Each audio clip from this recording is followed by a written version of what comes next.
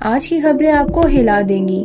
پاکستان، افغانستان اور international politics ایک نئے موڑ پر ہیں۔ سیکیورٹی، ڈپلومیسی اور بڑھتی ٹینشنز نے حالات کو اور بھی سیریس بنا دیا ہے۔ آج کی ہائی لائٹس کچھ ایسی ہیں۔ پاکستان کا بڑا فیصلہ، افغان ریفیوجیز اب نکالے جائیں گے۔ یورپ کا ہنگامی اعلان، افغانستان کے لیے یوروز کی بارش۔ طالبان کا نیا جھٹکا، افغانستان پھر سے UN میں بے آواز۔ ٹرمپ کے بگرام بیس والے دھماکے دار بیان پر اینالسٹ کا رد عمل۔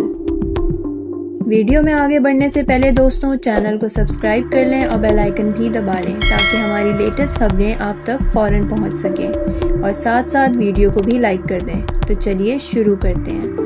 السلام علیکم دوستوں، سب سے پہلے بات کرتے ہیں پاکستان کی۔ ڈیفنس منسٹر خواجہ آصف نے صاف کہہ دیا کہ جتنے بھی افغان ریفیوجیز پاکستان میں موجود ہیں انہیں واپس جانا ہوگا۔ ان کا کہنا ہے کہ ان کی موجودگی پاکستان کے لیے سیکیورٹی، اکانومی اور لا اینڈ آرڈر کے مسائل پیدا کر رہی ہے۔ منسٹر نے الزام لگایا کہ ٹیررزم افغانستان کی زمین سے پلان ہوتی ہے اور پاکستان کو ٹارگٹ کیا جاتا ہے۔ انہوں نے کہا کہ اسلام آباد نے بار بار کابل سے کہا کہ ملیٹنٹ گروپس کے خلاف ایکشن لو، لیکن کچھ خاص پروگریس نہیں ہوئی، یعنی پاکستان کا صبر اب ختم ہوتا دکھ رہا ہے۔ ہیومن رائٹس گروپ کہتے ہیں کہ ایسی فورس ڈیپوٹیشن سے ہیومینیٹیرین کرائسس بڑھ سکتا ہے، لیکن گورنمنٹ کا سٹینس کلیئر ہے، سیکیورٹی پہلے۔ اب چلتے ہیں دوسری طرف، یورپ۔ یورپین یونین نے افغانستان کے لیے 4 ملین یوروز ایلوکیٹ کیے ہیں تاکہ UN کی ہیومینیٹیرین ایئر سروس جاری رہے۔ یہ وہی فلائٹس ہیں جو ایڈ ورکرز اور ریلیف سپلائز کو ریموٹ اور دور دراز علاقوں تک لے کر جاتی ہے۔ یورپین یونین کا کہنا ہے کہ یہ سروس ایک لائف لائن ہے، ورنہ افغان لوگوں تک بیسک مدد بھی نہیں پہنچ سکے گی۔ ورلڈ فوڈ پروگرام نے کہا کہ اس سپورٹ سے ان کی 1600 سے زیادہ فلائٹس جاری رہیں گی اور NGOز اور UN ایجنسیز اپنا کام کر سکیں گی۔ مطلب یورپ اپنی طرف سے ہیومینیٹیرین سپورٹ دینا چاہتا ہے، مگر گراؤنڈ ریالٹی پھر بھی افغانستان کے لیے بہت ٹف ہے۔ تیسری اور بہت بڑی خبر، افغانستان پھر سے UN جنرل اسمبلی میں اپنا ووٹ کرنے کا حق کھو بیٹھا ہے۔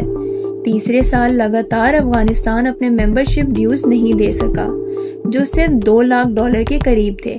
اب ان کی قرض کی اماؤنٹ $9 لاکھ سے زیادہ ہو گئی ہے۔ طالبان کہہ رہے ہیں کہ ان کو انٹرنیشنل ریکگنیشن نہیں مل رہی، اس لیے ڈائریکٹ پیمنٹ نہیں کر سکتے، لیکن اصل میں یہ افغانستان کی گلوبل آئسولیشن کا ثبوت ہے۔ 3 سال سے UN میں ان کا ووٹ بند ہے، 4 سال سے لیڈر سمٹ میں شامل نہیں ہو پائے اور دنیا نے ان کو سائیڈ لائن کر دیا ہے، یعنی طالبان کی حکومت نے افغانستان کو دنیا سے اور بھی الگ کر دیا ہے۔ اور اب سب سے زیادہ دھماکے دار خبر، ٹرمپ کی نئی statement. US president Donald Trump پھر سے بگرام ایئر بیس کو لینے کی بات کر رہے ہیں۔ ان کا کہنا ہے کہ اگر طالبان نے بیس امریکہ کو نہیں دی تو bad things will happen. Analyst کہتے ہیں کہ ٹرمپ کا یہ پش ڈینجرس ہے، کیونکہ اگر امریکہ نے زبردستی سے بیس لے لیا یا اسے ڈسٹرائے کر دیا تو حالات بہت خطرناک ہو سکتے ہیں۔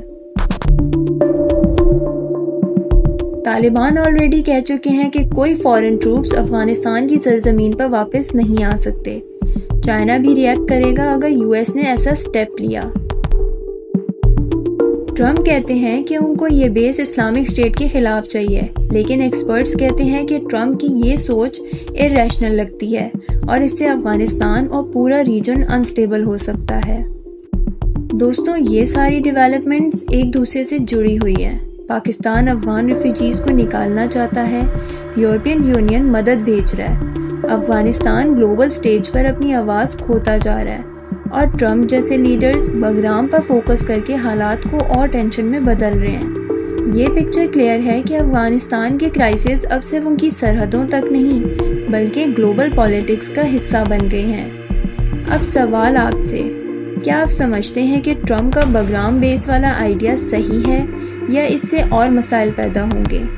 کیا یہ سچ میں پاسبل ہے یا صرف پولیٹیکل سٹنٹ؟ اپنی رائے کمنٹ سیکشن میں ضرور دیں، اور اگر ویڈیو پسند آئے تو لائک، شیئر اور سیف اوور پاک ٹائمز کو سبسکرائب کرنا نہ بھولیے۔ ملتے ہیں اگلی ویڈیو میں۔ اللہ حافظ.